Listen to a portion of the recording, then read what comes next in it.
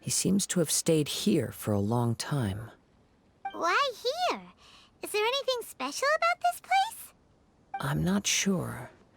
But on closer examination, I sense that the aura may have lingered here at several different points in time. Show yourself! It's no use hiding anymore.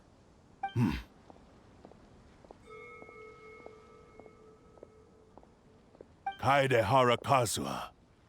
It's you, at last. Aha! So it is the same guy from before! What's your problem, huh? What could you possibly have against Kazuha? Indeed, there should be no enmity between us. If it is Amenoma Yuuya that stands before us.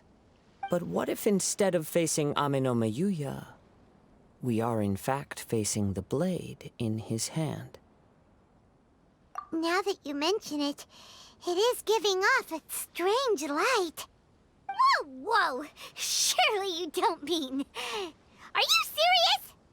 Tatarigami energy often lodges itself within physical objects, then works to subtly affect any living organisms in its vicinity.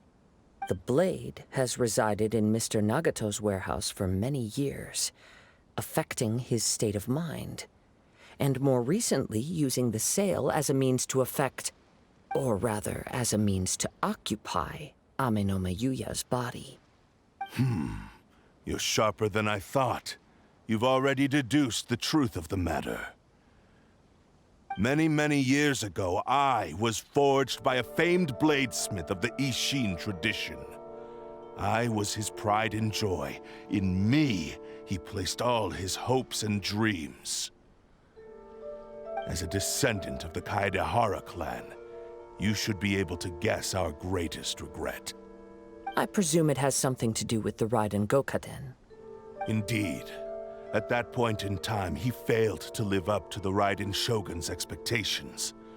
In the end, all he could do was to flee the nation by sea on a ship bound for Snezhnaya.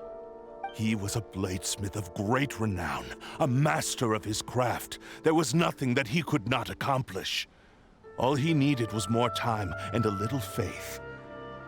And sure enough, in the end, he achieved what he had set out to do. All of his life's work, his wisdom, his skill, it culminated in his creation of me. He not only bestowed upon me the greatest of strength, but also endowed me with a consciousness of my own. In her conceit, the Raiden Shogun lost not only the single most perfect blade in the entire world, but also an irreplaceable achievement in the art of blade forging. So... swords can become conscious and control people? The people of the time in which I was born never believed I had that kind of power. They saw me as a mere blade, a sharp and well-crafted one, but in all other respects an ordinary weapon. But that gave me the opportunity to take action.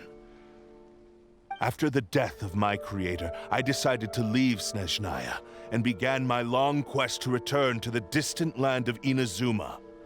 Moving from one person to the next, I controlled the minds of countless hosts along the way, each bringing me one step closer to my ancestral home.